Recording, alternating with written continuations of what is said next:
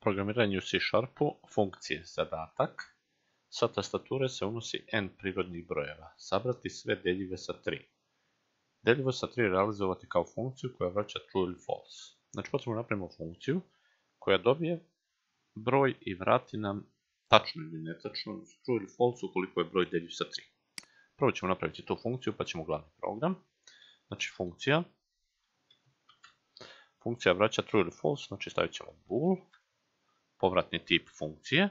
Funkcija neka se zove deljiv sa 3 i funkcija dobija neki broj n. Znači ulazni argument je broj n i mi treba da provjerimo da li je deljiv sa 3. Znači ako je broj deljiv sa 3, vrati true, a u drugom slučaju možemo else ili samo return false. Ili možemo else return false, znači sve jedno je. Izvršit će se ili jedna ili druga, znači ili će vratiti true ili false. U glavnom programu treba da unesemo n brojeva i da saberemo deljive sa 3. Prvo ćemo uneti n.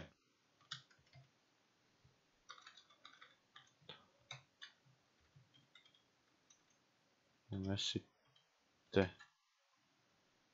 koliko brojeva.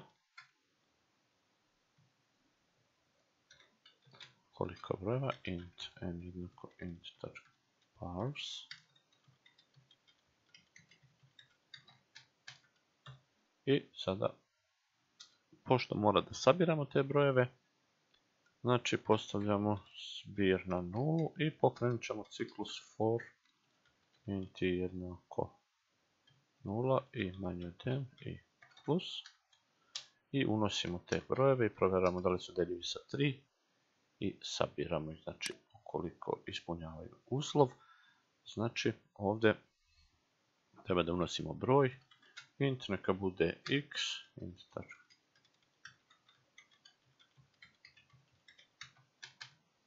Uneli smo broj i ako je deljiv treba da ga dodamo na sum. Znači if pozivamo funkciju deljiv sa 3 i šaljemo ovaj broj x. Ako je deljiv sa 3, zbir jednako zbir plus x. Znači ako je deljiv sa 3, dodajemo ga na zbir. I kada završi ovdje ispisat ćemo zbir deljivih sa 3 je zbir. Pokrenut ćemo ovo. Koliko brojeva? Ajde recimo 3 broja. 6, 8 i 9. Zbir deljivi sa 3 je 15. 6 plus 9 je 15. Evo znači funkcije koja vraća true ili false da li je broj deljiv sa 3. Mogli smo ovo i na drugi način. Mogli smo koristiti skraćeno if, znači ovako, return, uslov,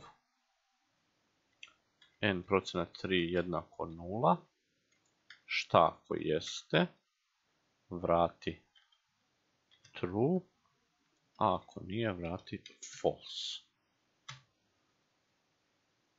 Provjerit ćemo koliko brojeva, 4, recimo 9, 2, 8, 12, znači bilo bi 9 i 12, 20. Zbir deljivi sa 3 je 21. I ovo moglo je i još na jedan način. Ovako, return, pa u zagradi n%3 jednako 0.